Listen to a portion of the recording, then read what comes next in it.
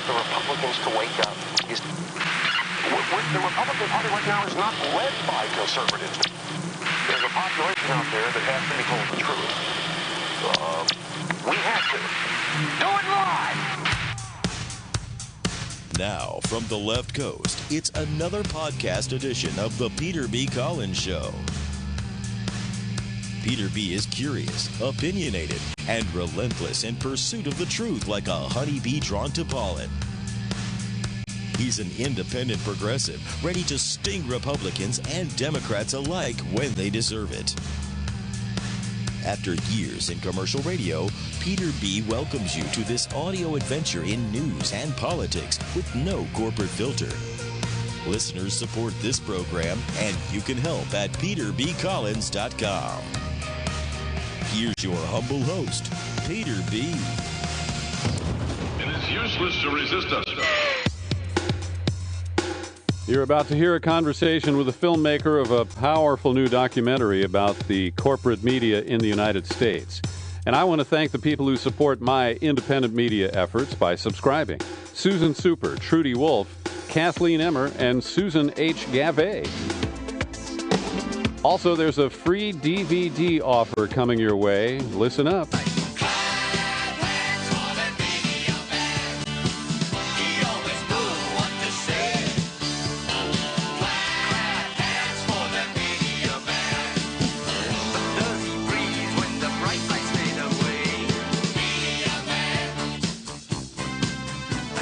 America's corrupt, consolidated, corporatized media system is the subject of a powerful new documentary called Shadows of Liberty. It was just screened at the Media Reform Conference put together by Free Press in the first weekend in April. And we'll get the lowdown for you on when it might be coming to a public television station near you. Filmmaker Jean-Philippe Tremblay joins us today. Jean-Philippe, welcome to our program, and congratulations on a very important documentary, Shadows of Liberty. Thank you very much, Peter. It's great to be here on your show in the United States, and as you know, our film is about the media monopoly in the United States, so it's great to be able to speak about it for the people for whom it was meant to be. And I just want to lead our program. When will you be appearing on the Rachel Maddow show on MSNBC? Has that been scheduled yet? I mean, you know what? I would love to be able to speak about the film and show the film on mainstream media, but obviously we haven't been asked to be on those shows, and that's why it's such a pleasure when someone like you and other independent radio shows and independent media outlets really ask us to come and speak about the film. And you never know. I mean, hopefully it will get out there in a big way. And maybe we can prove that we don't always need the mainstream media to speak about something important, that we can actually do it from a grassroots level. So I guess that's what we're kind of looking at now to get the film out there. Well, Jean-Philippe, you had a debut on KCET, the public television station in Los Angeles. Briefly, how will this roll out, and will it be on other public TV stations, or should we direct people to the website so they can stream it on their computers? Yeah, I mean, I'm happy to say that after a year of trying to get it into the United States, because, you know, we finished the film over a year ago. Mm-hmm. And like any new filmmaker, this is my first feature film. And, you know, I had big hopes for it. You know, I thought, maybe we'll debut it in Sundance or Tribeca, and then you kind of work your way down from there. After a year of trying, starting from those very big film festivals and working our way down, we were never asked to come and show the film at film festivals in the United States. And not a single one? There were two that did say, yeah, there was a Fallbrook one in California that's starting, I think, this week. And then there was also a whole year before that, there was a Nashville Film Festival that did accept us. Mm-hmm. But to debut, we also had the Hot Docs Film Festival in Toronto, which is the biggest film festival in America. So we had to make a choice. So we went with Toronto. But since Nashville, no one said yes until Fallbrook, which is starting this week. And that's again, we made another decision to go and show it for free with KCET Link, which is streaming now for the next 2 weeks on KCET Link. Yeah, I'll put up at the National Reform Conference in Denver last weekend. Jean-Philippe, I'll put up the link so people can get directly to the page where the streaming is available. But let me just follow up here. That sounds like more than 50 different festivals, because there are a lot of great film festivals across the country. Can you put an actual number on how many declined? That sounds about right. I mean, my quick answer to that is I say dozens and dozens. But I think if we were to actually put a figure, 50 sounds about right. So 50 film festivals.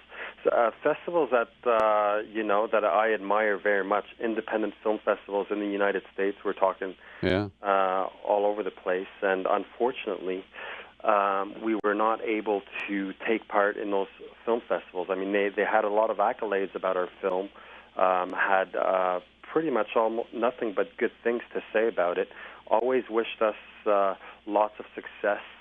But the bottom line was that there wasn't any room for our film in those festivals.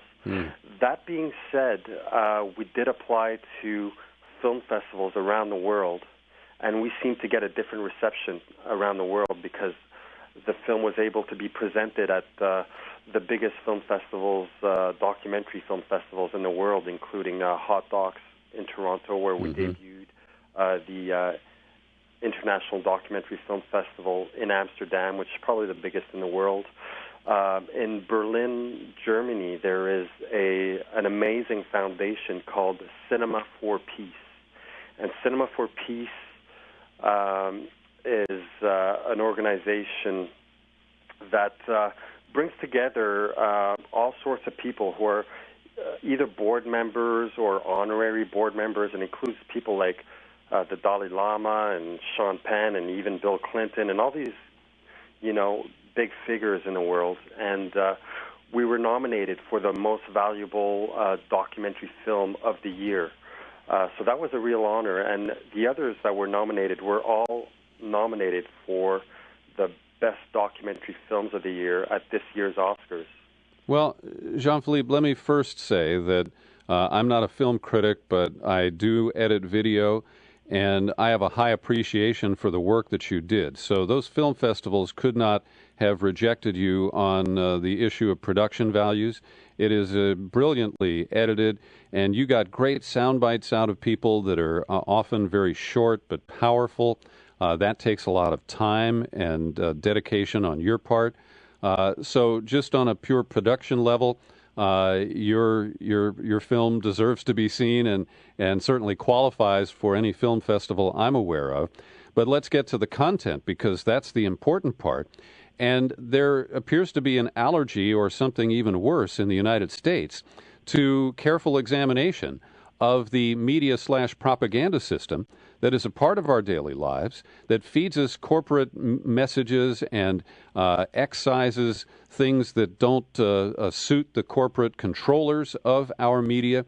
And in 90 minutes, you provide a stunning indictment of the state of media in our country.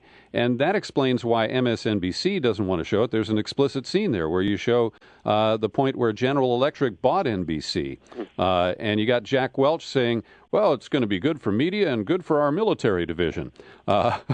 So that fix is pretty well known. But for these independent and community-based film festivals to be saying, no, our people want to know how Pixar makes its animation films, and, maybe we'll allow 5 broken cameras from the West Bank, but a critical look at the American media system, I just don't think it'll sell tickets. Yeah, no, I think that's what we do say in the film, just to add to what you were describing, which is absolutely right, is that we say that it is so hard to get information into the United States that there are stories that might be news in countries around the world, yet they do not make the news in the United States. And it's so hard to get the information into the U.S. And in a way, when we're talking about the film festivals and other media outlets that want to promote our film, what's happening is that we're living out the story of our own film. We can't even get our own film that is about the United States, about the media corporations that control almost all of the information in the United States and around the world. That it's almost impossible for us to get it in there. But thankfully, there's people like yourself and Link TV and KCET and the National Conference on Media Reform that actually open a door for us, and then we're able to actually get the conversation started. I've only started this conversation with the United States. It hasn't even been a week because we debuted last Thursday at the National Media Conference in Denver, Colorado, which was absolutely amazing. So in a way, we're kind of like living the story of our film. Yeah. And let's see what happens. Hopefully people are listening to the show and will ask to see the film. We'll go on KCET link and watch the film for free, as you can do now for the next 2 weeks, and start speaking about it and ask their own media outlets to screen the film or to show the film or to have us on the air to speak about the film and the people in the cast. And that cast, as you call the people who appear in your film, cast to me sounds like Hollywood actors, but these are... Or the contributors, yes. Yeah, these are people, most of whom I know and have interviewed, who have very thoughtful analyses of how corporate interests have gotten and maintained control of our media. You go all the way back to the 1934 Communications Act, which is where it did start. And originally, the Federal Radio Commission was just intended to prevent interference from one station, to another in neighboring cities. But it became a protectionist scheme for commercial broadcasters and for the interests of advertisers, who then were able to influence editorial decisions. Now, for many years, there was an actual, not a physical firewall, but there was a very real firewall between the news divisions of the big three networks and the advertising and entertainment divisions of those conglomerates. And up until 60 Minutes became a moneymaker, the news divisions were seen as the cost of doing business. The networks believed that in exchange for the right to run I Love Lucy in primetime, that they had to spend some money on a news division that produced at least a 30-minute daily newscast. And that model, as I say, held until 60 Minutes started to make money. And the flip side of that is that the networks saw that they didn't have to report all the news, that they didn't have to really perform a public service, because particularly after the 96 telecommunications reform signed by Bill Clinton, there is no oversight of the work that they do. And if they want to fill up the CBS Evening News with everything about the Kardashians because it'll get ratings, they can do that, and they've proven that they will. Thank you for describing that. What we do in the film is we do try to tell you a history of the United States, the media history of the United States, so that people can know how is it that we've ended up with 5 major conglomerates that control most of the information in the United States.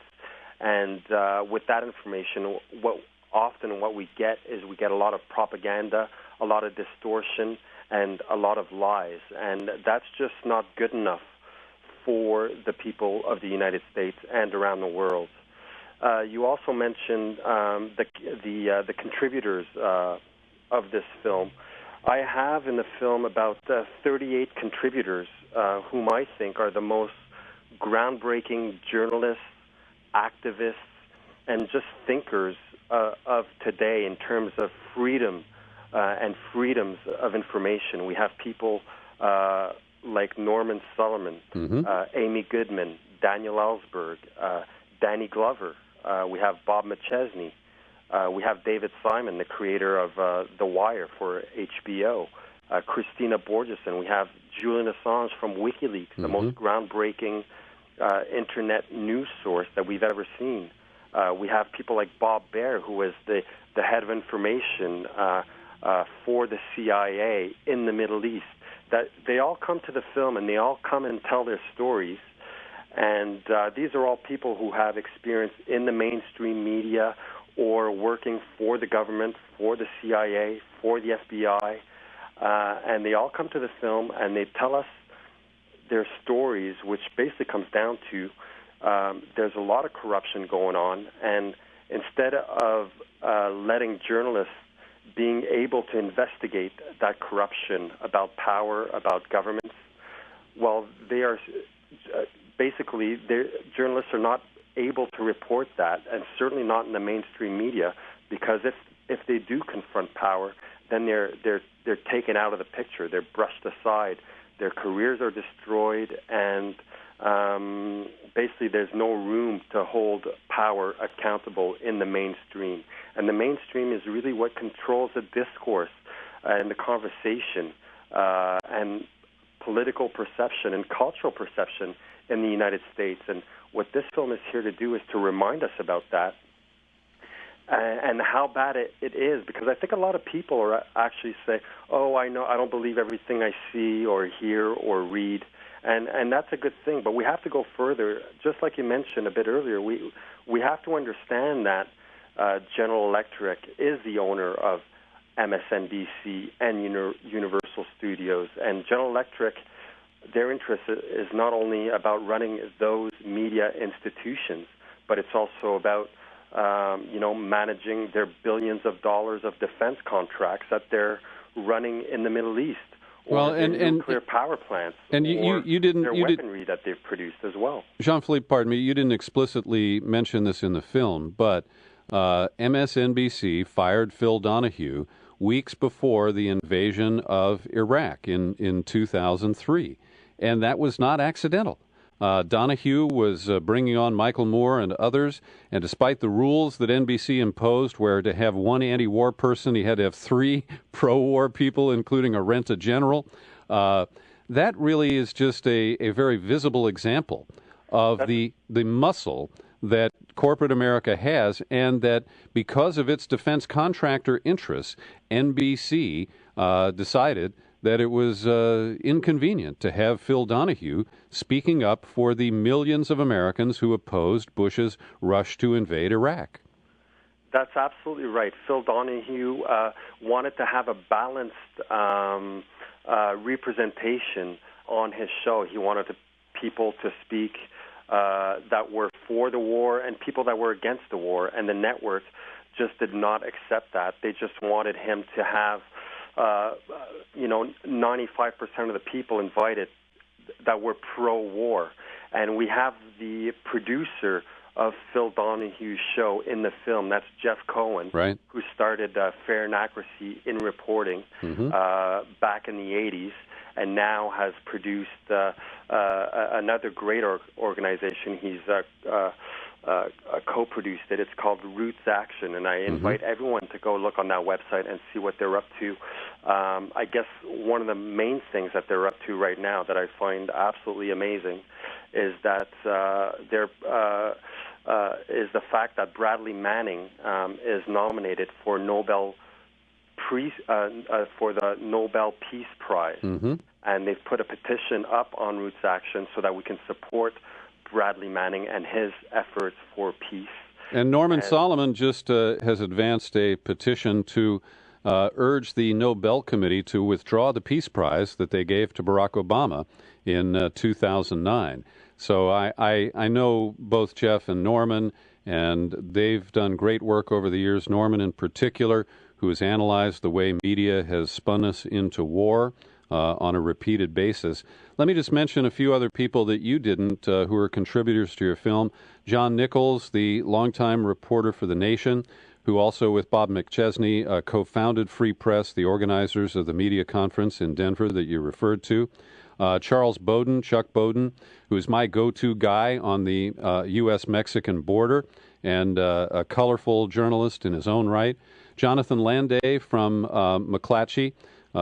They have done a lot of great enterprise reporting there, and they suffer because they are located in Washington, but they don't have an outlet inside the Beltway, and the Washington Post generally refuses to pick up their excellent reporting. But I also want to focus for a moment here because you include Brad Friedman, a colleague of mine, who has done a lot of reporting on the Sibel Edmonds case. And Jean-Philippe, as I told you before we started recording, I've known Sibel for 6 or 7 years now and covered her own story about the FBI, which you do give a good summary of in the film. And she and I co-host the Boiling Frogs podcast series. And I just want to thank you because it took, and I'm not trying to single you out because you're Canadian, but most Americans won't touch the Sibel Edmonds story. And the smoking guns are right there. As you point out, Mark Grossman, who is still a high-ranking State Department official. He's in charge of the AFPAC portfolio, Afghanistan and Pakistan at this time. He was seen on videotapes accepting a bribe from Turkish interests. And for this to be covered up in the American media, as well as the fact that Turkish agents tried to flip Sibel Edmonds when she was working at the FBI. And based on her own reading of her security clearance agreement, she went to her superiors and said, hey, there's another translator here who's working for the Turks, and they came to my house on Sunday and tried to get me to join them. And her bosses, instead of investigating that and firing the Turkish spy, they fired Sibel Edmonds and subjected her to the most incredible retaliation that I have ever seen. Yes, Sibel Edmonds is and her story is featured in our film, and basically we call that story in the film The Silence. So it's about things that are happening, people that are willing to talk, whistleblowers in this case, and they call up mainstream media outlets. They tell their bosses what they have seen, what they have heard. They want to tell the media about it, but they are stopped by power, and they're stopped in extraordinary ways. In this case, the Secrets Privilege Act was thrown upon her, which means that she's not able to talk, to not even in a court. She cannot be heard. So she becomes a classified person. Like she says in the film, even her name was classified. So this is what we find over and over again, especially in the United States, and especially, I have to say, under this current government, the Obama government, is that whistleblowers are not able to talk. And that's exactly what is happening. In the film, what we do is we also, not only do we tell the American history about the important moments in American media history, but we also follow the stories of 6 journalists who, and Sibel Edmonds included, 6 journalists who are trying to report about corruption, about government corruption, about corporate corruption, and they are stopped to do their reporting. Mm-hmm. So what we see is that as soon as you get to the truth about the corruption of power, about the corruption of government and corporations, then you are stopped. And the Sibel Edmonds is a perfect example. It's called The Silence. And even though it wasn't reported in the United States, it was reported in countries around the world. And we show this in the film. There was headlines in India, in Turkey, in Pakistan, in the United Kingdom, reporting about Mark Grossman and Sibel Edmonds. Yet in the United States, this was covered up. The other angle here, and I'm not trying to criticize you because you have to make judgments about how long each segment is and how it fits into the film, but Sibel Edmonds was played by 60 Minutes. She recorded an interview with them that they sat on for quite a while, as the government was trying to suppress it. And when they ultimately broadcast it, it was really watered down. And many of her key claims, for example, about Mark Grossman, were not included. And so we have a situation where sometimes the media provides cursory or selective coverage of a critical story like Sibel Edmonds, but they collude with the government in terms of the timing and the actual allegations that are permitted to be heard. And so for people who don't know that part of the story and who religiously watch 60 Minutes every Sunday and say, oh, it's America's great news program, well, they do some fine work. But in many cases, they pull punches. And most critically, when the Tisch family, that also owned a tobacco company, was running CBS, they forced the spiking of the story about the spiking of nicotine in cigarettes when the guy from Kentucky, I can't summon his name, but he blew the whistle on internal tobacco company memorandums. Yes, I mean, that's exactly right. Sibel Edmonds was on 60 Minutes, but what happens is that it's almost like they dangle some kind of a carrot and say, come eat it, and then they say, oh, we're going to have you on and come tell your story. But once they actually broadcast the story, it's completely watered down, and nothing about the nuclear proliferation claims and allegations that Sibel Edmonds had was actually broadcast. So right. It's basically a complete joke that at times that they make of people, and that's exactly what happened in this case. Now, Jean-Philippe, my listeners are quite familiar with Sibel, and I don't know if your supporters at KCET have filled you in on this, but they have given me 5 DVD copies of your film to give away to my listeners today. And so if you send an email to peter@peterbcollins.com and put Shadows of Liberty in the subject line, the first 5 emails that are received here, I will mail out a DVD copy of Shadows of Liberty. And the one stipulation is I want you to assure me that you're going to show it to at least 10 people. However you do it, throw a party, pass it around, but I'm asking you to make sure that at least 10 people in your network of friends and relatives or coworkers will see this important film. So send me an email, and I've got 5 free copies for the first people who respond. Jean-Philippe, next I want to talk about one of the segments that I just cheered when I saw you introduce it. And that is a program that started off as a segment on Dateline NBC and was so successful that NBC turned it into a primetime program, and it represents a new low in American media. It was called To Catch a Predator.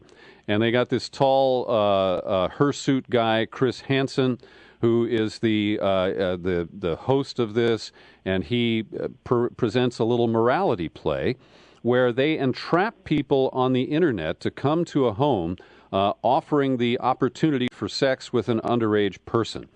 And this really has troubled me, and I have talked about it many times on radio programs and on this podcast, because it is sheer entrapment that creates an opportunity to videotape these created, concocted incidents for the voyeuristic pleasure of the people who hold the remote control in front of their flat-screen TV. Yeah, absolutely. That story in our film is called A Spectacle for Millions. And when we were researching the film, me and our team, we wanted to have a story that really reveals a lot about what's happening in American media with sensationalism. And we started doing some research, and, we could have gone out and done a story, something you might want to call it maybe a bit sexier, like something, I don't know, about Anna Nicole Smith or Paris Hilton, and we all know that kind of celebrity news. But then we came upon this story about To Catch a Predator, which is run by NBC, MSNBC, owned by General Electric. And exactly as you described, it's about men seeking sex with minors. And what we have to understand is that is the budget of the news division of that particular network that pays for this show. So they pay to go around the country looking for pedophiles or entrapping pedophiles that show up to these houses. And what they say, or what they claim, is that this is a public service. And what we know is that none of the actual people that show up at these houses or that actually fall for the bait of, going after these alleged minors are actually charged with anything or go to jail. So basically, it's just a circus. And what happens in our particular story is quite tragic. Yeah. And, go ahead and tell about Bill Conrad, please. Well, Bill Conrad is a DA from Texas, from Terrell, Texas. And basically he was caught up in the entrapment of NBC News and this show, To Catch a Predator. And they became very excited because he was a stand-up figure in his community of Terrell, Texas.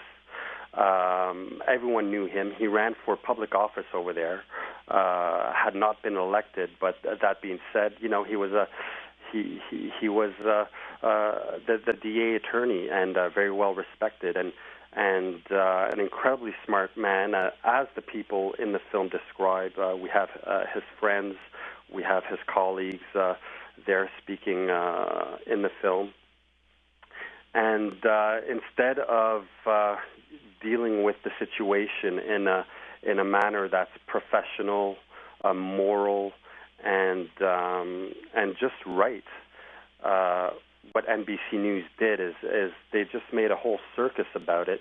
And I don't want to give everything away because I do want people to see the film, and I urge people to see the film and to see what happened.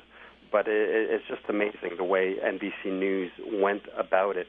And it's the kind of sensationalism that we have to get rid of. These major corporations, they say, oh, we're giving people what they want. People want to see shows like To Catch a Predator, this blown-up sensationalism. And what we're saying in the film is that actually people are a lot smarter than that. Actually people want what's best for their families. They want what's best for their lives, and they actually want information. And if we made information good production value like they do for these sensationalist shows and productions, then people would actually be interested in it and be following it. So that's part of the reason why we have this story of To Catch a Predator in our film. And Jean-Philippe, let me just take this as an example, and I'm speculating here. It's not that what I'm about to say is based on proven inside information. But if you look at NBC News, they got dinged when Dateline ran a story about a General Motors SUV that I believe the gas tank exploded. And General Motors climbed all over them, and NBC basically apologized and kind of said, it's not as bad as we made it look on TV. So we've got the pressure from corporations that are the largest advertisers on network television, and that prevents the kind of investigative reporting that Dateline was doing. Then we have the cynical nature of those who run the news divisions and who have sharply cut the resources for real investigative reporting so that they can pay Chris Hansen to go and trap schlubs in sex crimes that didn't exist. And the cynicism would say, well, sure, it's important that Obama wants to cut the Social Security change CPI. But that's not sexy. And if we put that story on TV, the ratings are going to plummet. People are going to change over to ESPN or Fox or whatever.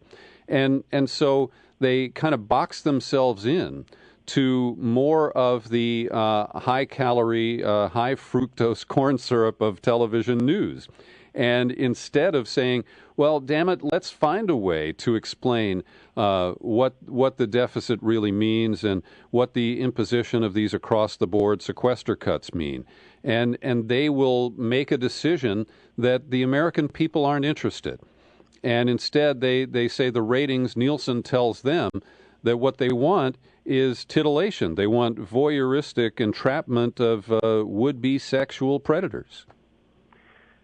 Absolutely. I mean, what's happening here is that these corporations, and their sponsors, it's like what Jeff Cohen says in the film, is that these large corporations would rather a dumbed-down population rather than an informed population who know what's happening around the world and with the environment and with politics and with business.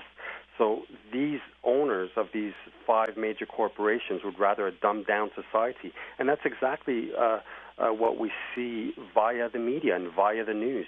It's all this kind of sensationalism and nothing that really speaks truth to power, and that's the real problem here, because a lot of things are being done in our name, in the name of American citizens around the world, and we're talking about wars and torture and corruption, and this is being done with our money in our name, and we know nothing about it. And what needs to happen is that we need to have this discussion on the news every single day, and that's why we're also promoting independent media that is free of these goals of bottom line and profits.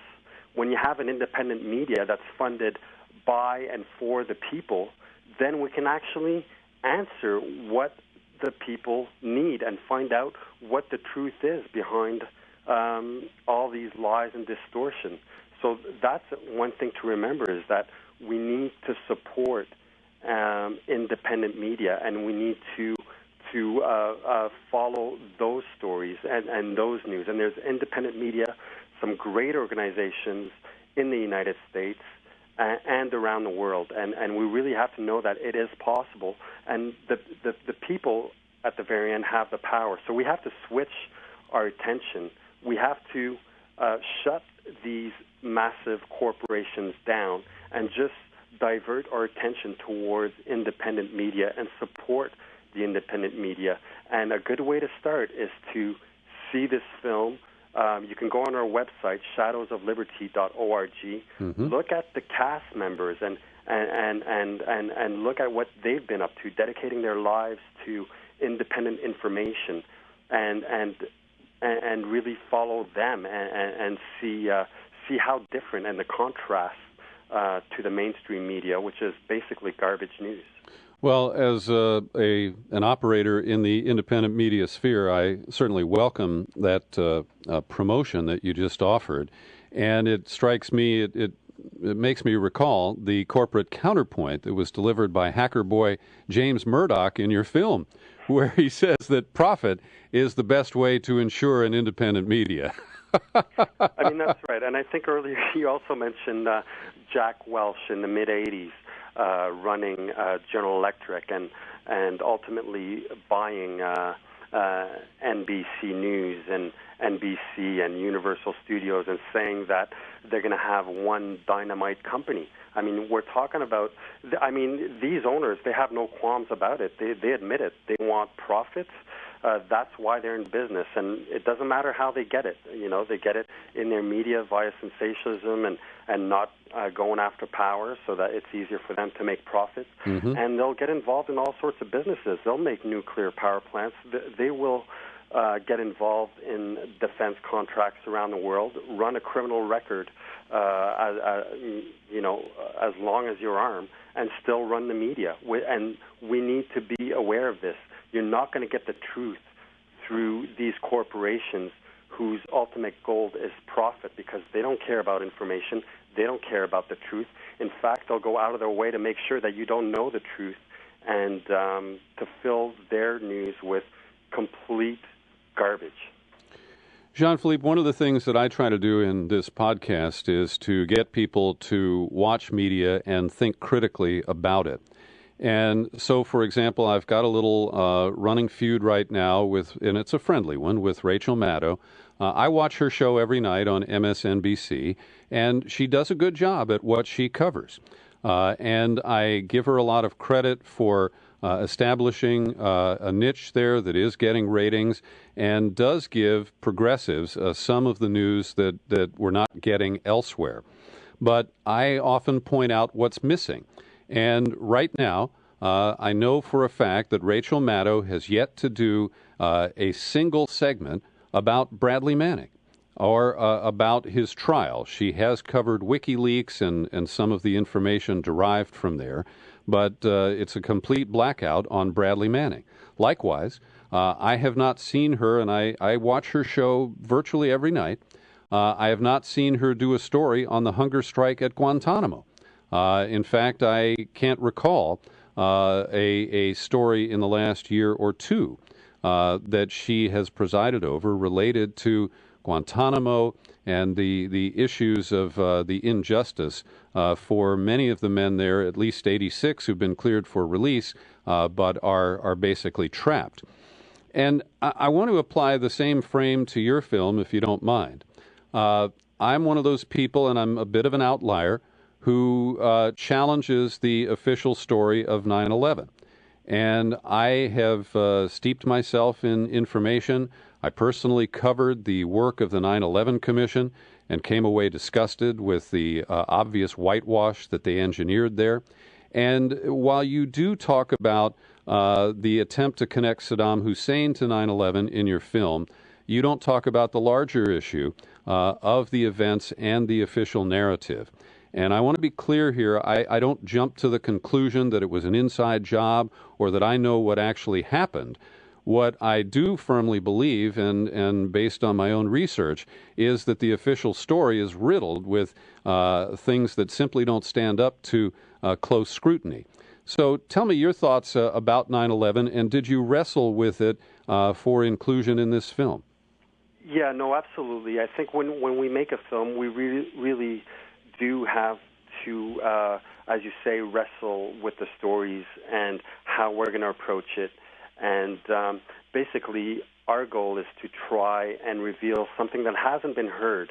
And if it already has been heard, then to find, an angle that needs to be repeated, really, because sometimes we just can't get enough of this information. We have to remind ourselves about the mainstream media and the kind of control that they have on our lives, period. In terms of 9/11, in this case, what we decided to reveal was how information was invented out of the blue using private corporations outside of the government. These are private corporations that came and helped the government to distort the truth. And in particular, let's name names. You're talking about the Rendon Group, run by John Rendon. And it's interesting because a year ago, I was working for a radio station in Boston, and his brother, Rick Rendon, was seated across the dinner table from me. And I just made a comment about the Rendon Group and how they sold us the war in Iraq. He was pretty uncomfortable about that, but I do appreciate the piece that you did there, and also the way that you showed the way that the New York Times has permitted itself to be used, particularly Judith Miller, as the place where questionable intelligence was published and then referred to by Dick Cheney and George W. Bush as the reason why we needed to go to war. Absolutely. I mean, we have in the film, we have Chris Hedges, who for 15 years was a foreign correspondent for the New York Times. We mentioned Bob Baer earlier, who was the head of the CIA for the Middle East at the time. They're all in the film talking about how this was completely fabricated, the story of weapons of mass destruction, and this was done by hiring private corporations, such as the Rendon Group, to do this. But they didn't stop there. Then what the government does is that they point out the the leaders in American discourse, in the American discourse, which is the New York Times, the Washington Post, and the LA Times, and specifically the New York Times, and then they go ahead and just follow the government line, the official sources, the so-called official sources, and don't even question what those official sources are. And that's the problem in the media, is that journalists in the mainstream are not, or many of them are not actually asking the critical questions or holding power accountable. And the result of that is that we have wars that are sold to the American population, wars that are still going on today, 10 years down the road, and there's been a history of these wars throughout American history that are complete lies, and they're sold by the mainstream media. And this is a massive problem. And Jean-Philippe, to my original point here, I do see 9/11 as the critical lever that was used as part of the whole plan to sell us the invasion of Afghanistan, followed by the invasion of Iraq. And you chose not to go directly to the 9/11 narrative in your film. Yeah, I mean, we stuck to this story about the fabrication of the weapons of mass destruction and how this was taken on by the New York Times, even though independent journalists like Jeff Cohen and Norman Solomon and Amy Goodman actually had the right information, but they couldn't get it into the biggest news organizations. And that's part of the reason why the war was sold to the American population. And I guess, as you say, you know, we could make a documentary that's about 25 hours long or 100 hours long about 9/11 and everything that encompasses. But in this case, since our film is really about the media, what we really wanted to focus on is how the media is used to sell us lies and distortions, even though we believe, you know, that the general public believes that the New York Times is this intellectual newspaper that always tells the truth. And it was important for us in the film to say, actually, let's have a second look at this. Let's look at this story, in this case, the 9/11, and how did New York Times play a role? And what we're noticing is that actually we were completely lied to. It was wrong information. They went ahead with the government line when other independent journalists had the correct narrative. That wasn't allowed in the biggest news sources, and now we're stuck with these massive wars around the world in our name, and that is the biggest tragedy. People are dying for these lies. Jean-Philippe, the other major issue of the last decade that I think properly belongs in the media arc that you cover in Shadows of Liberty is election fraud.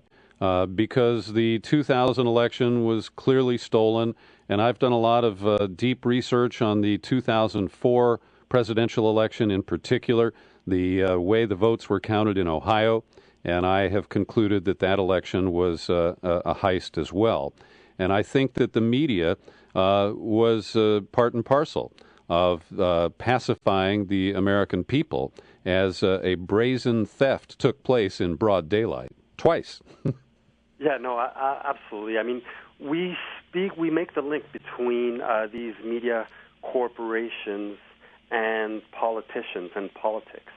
And what we say in the film is that politicians need the media outlets so that these politicians can have airplay. We can see them on broadcasts, on the internet, everywhere.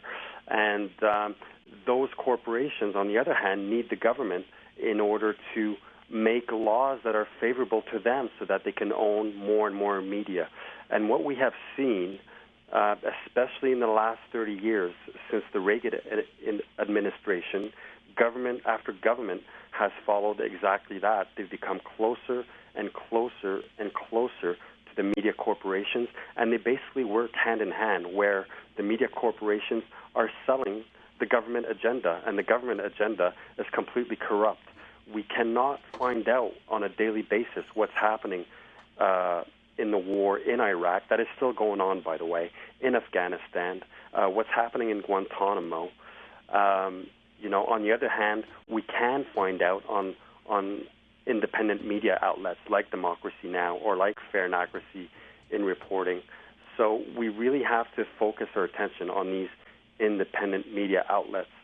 In terms of the elections in 2000, it was a fraud. That's what happened. It's not in our film, but certainly we allude to the connection between power, between government, and these media corporations. And you can get a really good sense of that in the film. Well, I want to encourage people to watch Shadows of Liberty. There is a link in the show file related to this podcast at peterbcollins.com. And for a 2-week period, what's the expiration date of the free streaming, Jean-Philippe? It's going to be, I don't have the exact date, but it started on April the 4th, and it's going to be free streaming on KCETlink.org for the next 2 weeks. Okay, great. So go and see that. And if I can also mention something else, I'm coming to Los Angeles to attend an amazing event, which is held by New Filmmakers Los Angeles. That's New Filmmakers Los Angeles. We're going to present Shadows of Liberty in Hollywood on April the 13th under the event of New Filmmakers Los Angeles. Okay. So I'm going to be there. We're going to do a question and answer. There's kind of like a pre-thing that's happening. There's going to be a post party and drinks after the question and answer period. So if you're in Los Angeles and you can make it, come and visit us. If you can't make it, tell your friends, tell everyone in Los Angeles. This is going to be the very first theatrical screening of Shadows of Liberty, and I hope there's going to be many more that follow after this, because we made this film with 38 of the most groundbreaking journalists in the United States today, and we tell stories about American stories about the media, and we tell stories about the 5 corporations that own most of the media around the world. So everyone needs to see this film. We made it for the States. It took us a year to get here. So come and support independent filmmaking, independent information, and I can't wait to see everyone come out and see the film. Jean-Philippe Tremblay, thank you for making Shadows of Liberty, and thank you for talking with me today. I appreciate it. Thank you very much, Peter. And to paraphrase Bay Area journalist Scoop Nisker, it's time for you to go out and make some media of your own. I'm Peter B. Collins. Happy trails to you until we meet again. Happy trails to you. Keep smiling.